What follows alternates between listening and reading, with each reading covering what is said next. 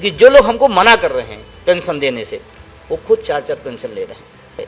इस देश के नेता 4-4 पेंशन लेंगे और अर्धसैनिक बलों को एक पेंशन नहीं देंगे, लड़ना तो पड़ेगा ही। एक साथ पूरा देश उतरने जा रहा है, अपने अपने जिला मुख्यालयों पर पेंशन संवैधानिक मार्च निकालने जा रहा है। कि इतने दिनों के संघर्ष में प्रधानमंत्री के संज्ञान में बात गई और उन्होंने नकारात्मक बोला, लेकिन हमारे मुद्दे पे बोला उन्होंने। टीवी और मैं हूं आपके साथ श्रुति शुक्ला। देखिए, उत्तर प्रदेश सरकार तमाम रोजगार देने के दावे करती है। इस बीच रोजगार लोगों को मिले भी हैं, लेकिन पुरानी पेंशन बहाली को लेकर लोग लगातार विरोध प्रदर्शन कर रहे हैं। इसी बीच हमारे साथ जो शख्सियत मौजूद है, उनका नाम है विजय कुमार बंधु, जो लगातार इस हक की लड़ाई लड़ रहे हैं, लाखों लोगों की आवाज बनकर सामने आ रहे हैं। ये जो है NMOPS के राष्ट्रीय अध्यक्ष हैं और साथ ही प्रदेश अध्यक्ष हैं अटेवा के। पहले तो सर बहुत स्वागत है आपका। मेरा पहला सवाल आपसे ये है कि आप राज्य कर्मचारी भी हैं, उसके मतलब ये सरकारी नौकरी के साथ आपने इतना बड़ा कदम उठाया है, आप जो है इन लोगों की आवाज़ बने हुए हैं, लगातार पुरानी पेंशन बहाली को लेकर कदम उठा रहे हैं। सर, कितनी चुनौतियों का सामना करना पड़ रहा है? देखिए, सबसे पहले तो आपका बहुत बहुत धन्यवाद कि आप इस जनवादी मुद्दों को उठाया और आपने हमारी बात को पहुंचाने का प्रयास किया। रही बात चुनौतियों को, तो निश्चित रूप से जब संघर्ष होता तो चुनौतियाँ स्वाभाविक हैं और चुनौतियाँ हैं भी। एक तरह की चुनौती है कि सरकार संवेदनहीन हो गई है, एक तरह की चुनौती है जो तमाम सारे संगठनों के अपने अपने तरीके हैं, वो भी एक चुनौती है। दूसरा, हमारे कुछ NPS साथी भी सोई हुई हैं, वो भी एक चुनौती है। लेकिन इन्हीं के बीच में काम करना होता है और जब संघर्ष का मैदान भिस जाता है तो फिर आपको चुनौतियों को झेलना भी है, पकड़ना भी है, पहचानना भी है और आगे भी बढ़ना है। और अटेवा NMOPS पिछले कई सालों से जब से आंदोलन को लेकर चल रहा है पुरानी पेंशन के लिए, बराबर चुनौतियों से घिरा रहा है, लेकिन हमेशा चुनौतियों को पार करके आगे बढ़ा है। और जो बात, जिस सवाल के लिए आपने प्रश्न किया, निश्चित रूप से सरकार की तरफ से भी एक चैलेंज रहता है। जैसे कभी कार्यक्रम को करना है तो उसको हमें अलाउ न करना या उसमें डिस्टर्बेंस पैदा करना। अभी हम लोग 21 में इको गार्डन में लाख लोग आए थे, उसको लेकर प्रशासन ने तमाम सारी परेशानियां पैदा की। तो परेशानियां होती हैं, लेकिन लड़ाई जारी रहेगी और हम जो लड़ाई लड़ रहे हैं वो सिर्फ अपनी पेंशन के लिए लड़ रहे हैं, हम पीढ़ियों की लड़ाई लड़ रहे हैं। कल जो अभी आपने कहा रोजगार, जो लोग रोजगार से आएंगे फिर नौकरी में आएंगे, उनकी भी हम लड़ाई लड़े। तो ये पीढ़ियों की लड़ाई है, इसलिए इसको मजबूती से लड़ा जाएगा और आगे बढ़ा जाएगा। अर्धसैनिक बल इस देश का रक्षा करता है, बॉर्डर पर भी, घर के अंदर भी, उसे पेंशन नहीं दी जाती। कितना दुखद है, इस देश के नेता 4-4 पेंशन लेंगे और अर्धसैनिक बलों को एक पेंशन नहीं देंगे, लड़ना तो पड़ेगा ही।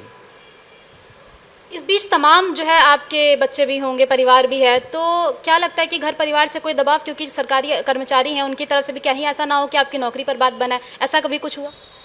देखिए, ये तो स्वाभाविक है, जब आप बड़ी लड़ाई लड़ते हैं तो घर से भी बाहर से भी चीज़ें आती हैं। लेकिन थोड़ा समय भाग्यशाली रहा कि घर का सपोर्ट हमारा रहा, और क्योंकि वो जानते हैं कि ये जुनून मुद्दा है और एक अकेले के लिए नहीं लड़ रहा हूँ। इस देश के 14 लाख लोग हैं, देश का 80 लाख लोग हैं जिनके लिए हम आवाज़ उठा रहे हैं, जिनकी हम लड़ाई लड़ रहे हैं। तो वो तो स्वाभाविक से आता है।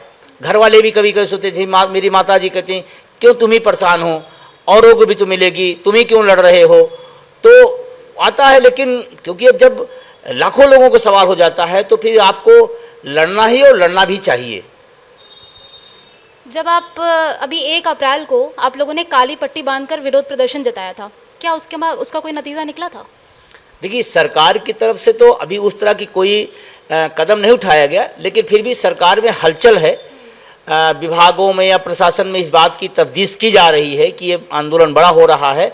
और 1 अप्रैल का जो कार्यक्रम अब की हुआ है, मैं आपको खुद बताऊं, मैं पिछले कई सालों से 1 अप्रैल, क्योंकि 1 अप्रैल 5 को उत्तर प्रदेश में नई पेंशन व्यवस्था लाई गई, वो मेरे लिए काला कानून था, वो मेरे लिए काला दिन था। तो अटेवा ने काला दिवस घोषित कर रखा है।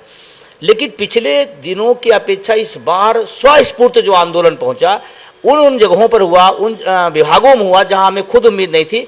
तो लोग स्वतः निकल रहे हैं, लोग स्वतः कह रहे हैं कि आज पेंशन की लड़ाई तो अटेवा ही लड़ रहा है और ईमानदारी से खड़ा है, लड़ रहा है। तो मतलब मुझे आश्चर्य हो रहा है कि 1 तारीख का, और जबकि मैंने ऐलान बहुत 2-4 दिन पहले किया था, फिर भी बहुत अच्छा रिस्पांस रहा। लोगों तक मैसेज गया कि नहीं, अब सरकार जास्ती कर रही है। अभी ऐसा भी सुनने में आ रहा है कि आप लोग 16 अप्रैल को भी एक प्रदर्शन जताने जा रहे हैं, उसके साथ ही आप लोग सितंबर अक्टूबर के बीच भी कुछ करने जा रहे हैं।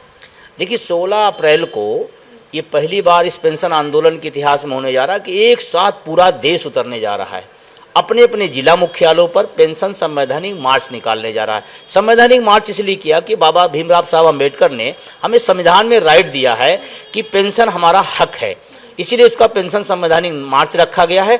और देश के कन्याकुमारी से कश्मीर तक, अटक से कटक तक हर जिला मुख्यालय पर 16 मार्च को होने जा रहा है। उसके बाद फिर 1 जून से हम लोग रथ यात्रा निकालने जा रहे हैं, एनपीएस निजीकरण भारत छोड़ो रथ यात्रा। उसके बाद फिर अगर नहीं हमारी बात सुनी जाती तो 1 अगस्त से 9 अगस्त के बीच में, क्योंकि 9 अगस्त को भारत छोड़ो आंदोलन शुरू हुआ था, उस बीच में हम अपने देश भर के सभी सांसदों को, वो किसी पार्टी के हों, पक्ष हों विपक्ष हों, हर सांसदों के घर पर हम घंटी बजाएंगे और उनसे फरियाद करेंगे कि आप हमारे जनप्रतिनिधि, आप हमारी बात रखिए, पार्टी रखिए, सरकार में रखिए।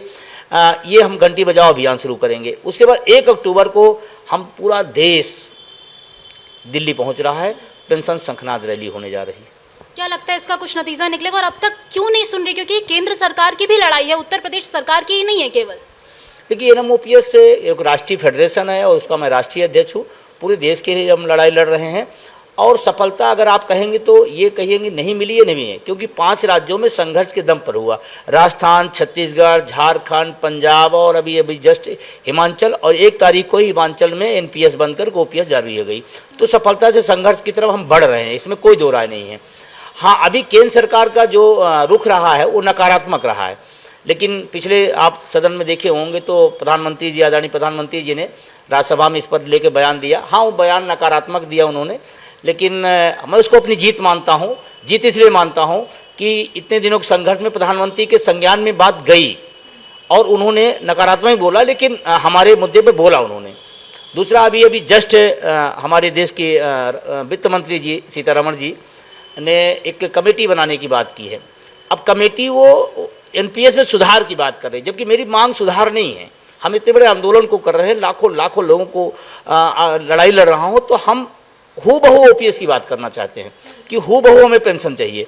हाँ, चलिए ठीक है, जहाँ ना रहा वहाँ कम से कम सोचने के विवश हुए, ये इस आंदोलन की सफलता है और मुझे विश्वास है कि आने वाले टाइम में हम इस लड़ाई को जीतेंगे।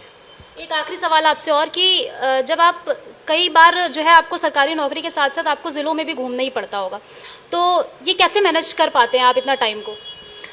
देखिए, ये सवाल आप भी पूछ रही हैं, पूरे देश के तमाम जगहों में जाता हूँ, वहाँ भी पूछा गया, तमाम और चैनल के लोगों ने पूछा। सबके पास समय है, हमारे पास समय और टाइम मैनेजमेंट दोनों हैं, हम उसको मैनेज करते हैं। हम शनिवार को गए, संडे को कार्यक्रम किए, रात में आया, मंडे को अपने कार्यस्थल पर, क्योंकि मैं जिस जॉब में हूँ मेरी जिम्मेदारी है, मैं अपनी ड्यूटी को निभाऊँ और उसको हम 100% निभाते हैं। और अपने संगठन में हम कहते हैं कि आप अपनी ड्यूटी को पहले नंबर करिए, ड्यूटी के बाद राइट बनता है। हाँ, ड्यूटी अगर करेंगे तो राइट को छोड़ेंगे भी नहीं, तो हम उसको टाइम मैनेजमेंट अपना सेट करते हैं और जो संडे होती है, छुट्टियाँ होती हैं, इस तरह की चीज़ों को लेकर के हम मैनेज करते हैं।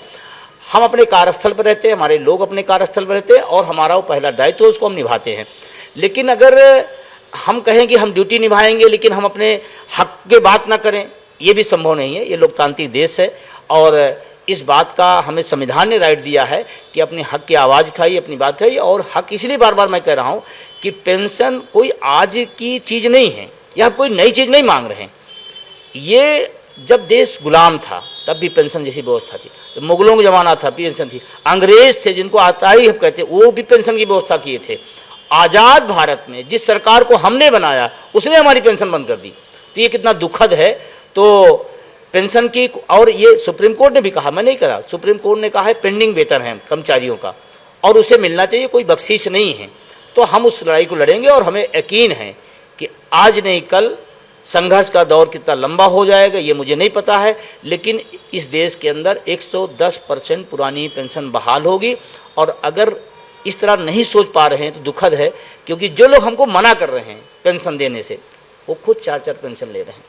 ये कितना दुर्भाग्यपूर्ण है। और देश का अर्धसैनिक बल बाहर है, मतलब अगर इसको आप कभी मंथन करिए, चिंतन करिए तो कितनी दुखद बात है। देश की रक्षा, देश के नेताओं की रक्षा, उस संसद में जब अटैक हुआ तो वो अर्धसैनिक बलों ने बचाया और वही संसद पास की कि इनको पेंशन नहीं दी। हम उनकी सुरक्षा करेंगे लेकिन हम उन्हें सामाजिक सुरक्षा नहीं दी, ये कहाँ का न्याय है? देखिए विजय जी ने क्या कुछ कहा, पूरी बात इन्होंने आपको बताई है। पुरानी पेंशन बहाली को लेकर लगातार जो है लाखों लोगों की आवाज बनकर सामने आ रहे हैं, लगातार अपनी जो है नौकरी भी कर रहे हैं, उसके साथ साथ इतना कुछ मैनेज कर पाना बहुत मुश्किल हो जाता है। अब आगे नतीजा क्या आएगा ये तो वक्त बताएगा, फिलहाल अभी के लिए इजाजत दीजिए।